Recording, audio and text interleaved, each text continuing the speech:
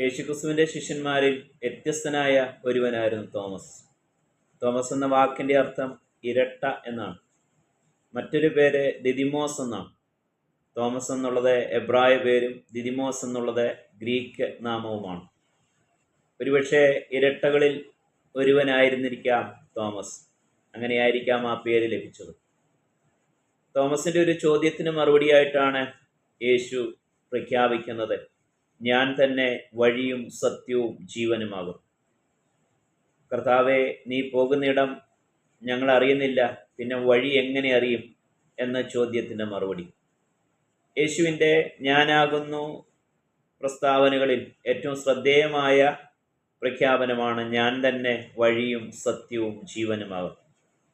സ്വർഗത്തിലേക്കുള്ള, പിതാവിങ്കിലേക്കുള്ള, ദൈവത്തിങ്കിലേക്കുള്ള വഴി, സാക്ഷാൽ സത്യം, സാക്ഷാൽ ജീവൻ യേശുവാണ്.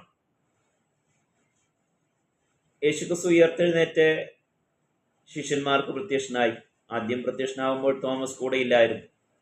യേശുവിനെ കണ്ട മറ്റ് ശിഷ്യന്മാർ തോമസിനോട് അറിയിച്ചു, ഞങ്ങൾ യേശുവിനെ കണ്ടു. തോമസ് വിശ്വസിക്കുവാൻ തയ്യാറായില്ല.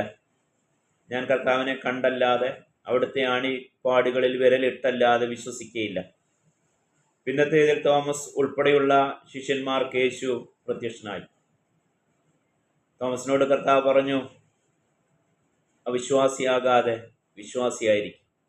തൻ്റെ കരങ്ങൾ നീട്ടി തോമസിനെ കാണിച്ചു, വിലാപ്പുറം കാണിച്ചു. തോമസ് കർത്താവിൽ ആഴത്തിൽ വിശ്വസിച്ചു.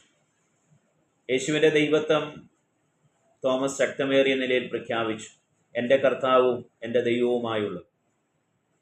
ആ ഒരു പ്രഖ്യാപനം തൻ്റെ ഹൃദയത്തിൻ്റെ ആഴത്തിൽ നിന്ന് വന്ന ഒരു വിശ്വാസ പ്രഖ്യാപനമാണ്. തോമസ് മറ്റ് ശിഷ്യന്മാരോടൊപ്പം പരിശുദ്ധാത്മാവിന് വേണ്ടി കാത്തിരുന്നു. പരിശുദ്ധാത്മ സ്നാനം പ്രാപിച്ചു, അന്യഭാഷകൾ സംസാരിച്ചു, ദൈവാത്മാവിൻ്റെ ശക്തി ഏറ്റെടുത്തു. തുടർന്ന് മറ്റ് ശിഷ്യന്മാരെ പോലെ സുവിശേഷത്തിൻ്റെ സാക്ഷിയായി. തോമസിനെ കുറിച്ചുള്ള പാരമ്പര്യം ഇങ്ങനെയാണ്. പ്രധാനമായി ഇന്ത്യയിലേക്ക് വന്നു. ഒരുപക്ഷെ കേരളത്തിൽ യഹൂദന്മാരെ ഉള്ള കാലം കൂടിയാണ്. അതായിരിക്കാം തോമസിനെ ഇന്ത്യയിലേക്ക് ആകർഷിച്ചത്. പഞ്ചാബിലെത്തി, അവിടെ ദൈവവേല ചെയ്തു. തുടർന്ന് കേരളത്തിലെത്തി, അവിടെ സുവിശേഷം അറിയിച്ചു. യഹൂദന്മാരും ബ്രാഹ്മണരും ഉൾപ്പെടെ അനേകർ ക്രിസ്തുവിനെ രക്ഷകനായി സ്വീകരിച്ചു, വിശ്വാസ സ്ഥാനമേറ്റു. 7 സ്ഥലങ്ങളിലെ സഭകൾ സ്ഥാപിച്ചു. പിന്നത്തേതിൽ ശ്രീലങ്കയിൽ പോയി, അവിടെയും ദൈവവേല ചെയ്തു. പിന്നെയും കേരളത്തിലേക്ക് മടങ്ങി വന്ന് കേരളത്തിൽ കർത്താവിൻ്റെ വേലയിൽ തുടർന്ന് മദ്രാസിനടുത്തുള്ള മൈലാപ്പൂരിലേക്ക് പോയി അവിടെ ദൈവവേല ചെയ്തു. ആ സമയത്ത് സുവിശേഷ വിരോധികൾ അദ്ദേഹത്തെ കുന്തം കൊണ്ട് തുളച്ച് കൊലപ്പെടുത്തി. അങ്ങനെ തോമസ് ക്രിസ്തുവിന് വേണ്ടി രക്തസാക്ഷിയായി. ജൂലൈ 3 സെൻറ് തോമസ് ഡേ ആയി ഭാരതത്തിലെ അനേക ക്രൈസ്തവർ ഓർക്കുന്നു. തോമസിൽ നിന്ന് ഉൾക്കൊള്ളുവാൻ കഴിയുന്ന പാഠങ്ങൾ. തോമസ് യേശുവിൻ്റെ തിരഞ്ഞെടുക്കപ്പെട്ട ശിഷ്യന്മാരിൽ ഒരുവനായിരുന്നു. കർത്താവ് നമ്മെയും തൻ്റെ മക്കളായി, തൻ്റെ ശിഷ്യരായി തിരഞ്ഞെടുത്തിരിക്കുകയാണ്. തോമസ് കർത്താവിനോട് ചോദിച്ചു. നാമും നമുക്കുള്ള ആത്മീയ സംശയങ്ങൾ കർത്താവിനോട് ചോദിക്കുമ്പോൾ അവിടുന്ന് നമുക്ക് പരിശുദ്ധാത്മാവിൽ കൂടെ, വചനത്തിൽ കൂടെ ഉത്തരം തരുന്നു. യേശു തന്നെ വഴിയും സത്യവും ജീവനുമാകുന്നു എന്ന കർത്താവിൻ്റെ പ്രസ്താവന മറക്കാതിരിക്കും. അവിശ്വാസിയാകാതെ വിശ്വാസിയായിരിക്കുക. സംശയം കൊണ്ട് നാം ദൈവം നമുക്ക് തരുവാൻ ആഗ്രഹിക്കുന്ന അനുഗ്രഹങ്ങളെ തടസ്സപ്പെടുത്താതിരിക്കുക. യേശു കർത്താവുമാണ്, ദൈവവുമാണ്. ആ ബോധ്യം ഹൃദയത്തിലുണ്ടായിരിക്കണം.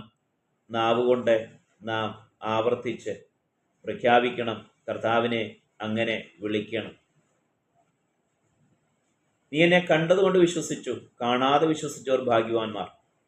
യേശുക്രിസ്തു ഈ ലോകത്തിൽ വെച്ച് പറഞ്ഞ ഭാഗ്യവാന്മാരുടെ ഗണത്തിലെ അവസാന ഗണം അതാണ്. നാം യേശുവിനെ നേരിട്ട് പുറമെയുള്ള കണ്ണുകൾ കൊണ്ട് കണ്ടവരല്ല.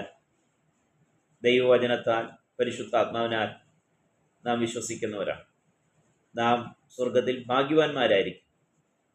നാം കാണാതെ, പുറമെയുള്ള കണ്ണുകൾ കൊണ്ട് കാണാതെ, ഹൃദയത്തിൻ്റെ കണ്ണുകൾ കൊണ്ട് കണ്ട് വിശ്വസിക്കുന്നവരാണ്. നാം ഭാഗ്യവാന്മാരാണ്.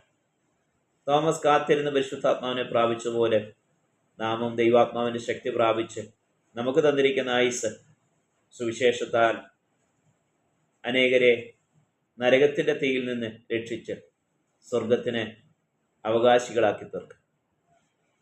അതിനായി കർത്താവ് കൃപ പകരട്ടെ, ശക്തി പകരട്ടെ.